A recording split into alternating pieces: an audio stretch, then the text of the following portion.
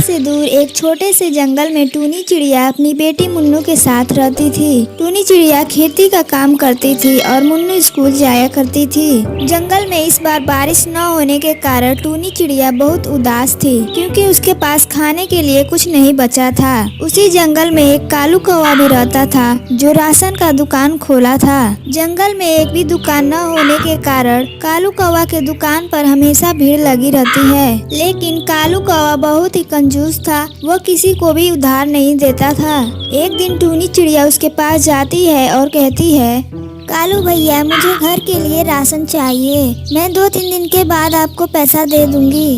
देखो टूनी, मैं किसी को उधार नहीं देता। जब तुम्हारे पास पैसे रहेंगे तो तुम आकर खुद ही ले लेना।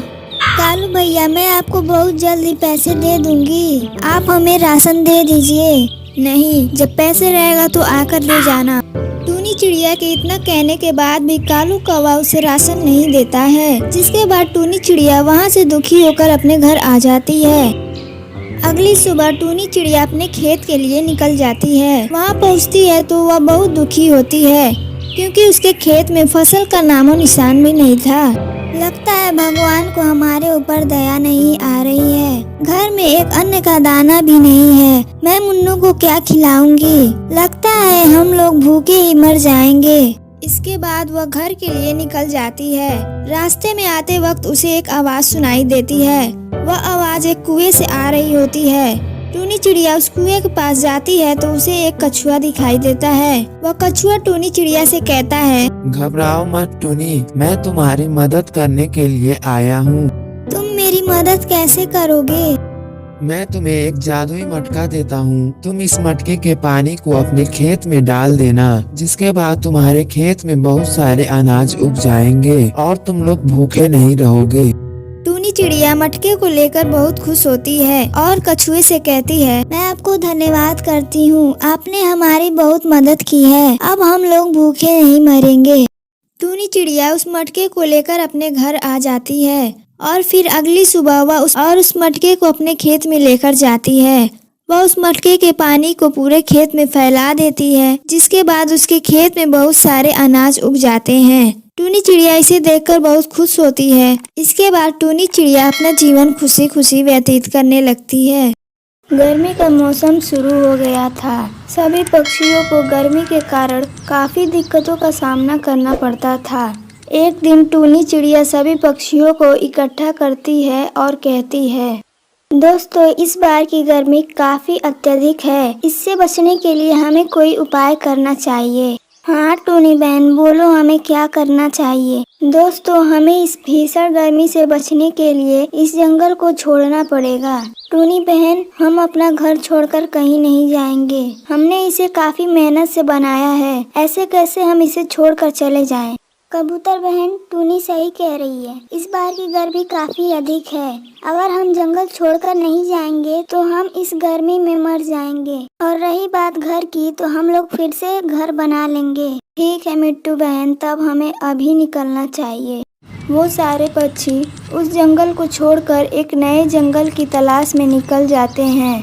वो सारे पक्षी जंगल छोड़कर चले जाते हैं, लेकिन जंगल में बस एक कालू कौवा बच जाता है। वह टूनी की सभा में नहीं पहुंच पाता है, जिससे वह जंगल में अकेला छूट जाता है।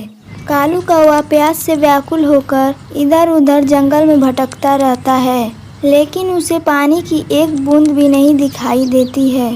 कालू कौवा एक टहनी पर बैठ जाता है और कहता है, हे भगवान, पानी की एक बूंद भी नहीं दिखाई दे रही है। मैं कहाँ पानी पीऊँ? लगता है मैं प्यास की वजह से इस जंगल में मर जाऊंगा। मैंने सारी जगह पानी देख लिया, लेकिन कहीं भी नहीं मिला। अब मैं क्या करूँ? इतना कहकर वह फिर से पानी की तलाश में निकल जाता है। थोड़ी दूर जाने पर उसे एक घड़ा दिखाई देता है। वह घड़े के पास जाता है और कहता है, लो, पानी मिला भी तो आधा भरा हुआ। मेरी चोंच तो वहाँ तक पहुँच ही नहीं पा रही है। अब मैं कैसे पानी पीऊँ? मुझे इस पानी में पत्थर डालनी पड़ेगी, जिससे पानी ऊपर आ जाएगी और मैं आसानी से पानी पी लूँगा। कालू कौवा पत्थर की तलाश में निकल जाता है। बहुत ढूंढने के बाद उसे पत्थर मिलता है। कालू कौवा पत्थर के पास जाता है और कहता है, ये तो बहुत सारे पत्थर हैं। मैं इन पत्थरों को जब तक ले जाऊंगा तब तक मैं रास्ते में ही मर जाऊंगा।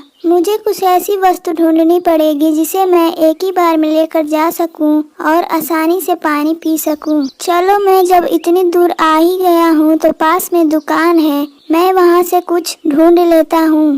कालू कौवा दुकान के पास जाता है। तभी वह एक पाइप देखता है और वह पाइप के पास जाता है और कहता है, यह तो वही वस्तु है जिसे मैं ढूंढ रहा था। मैं इसे एक ही बार में लेकर जा सकता हूँ और आसानी से अपना प्यास बुझा सकता हूँ। कालू कौवा उस पाइप को लेकर घड़े के पास चला जाता है।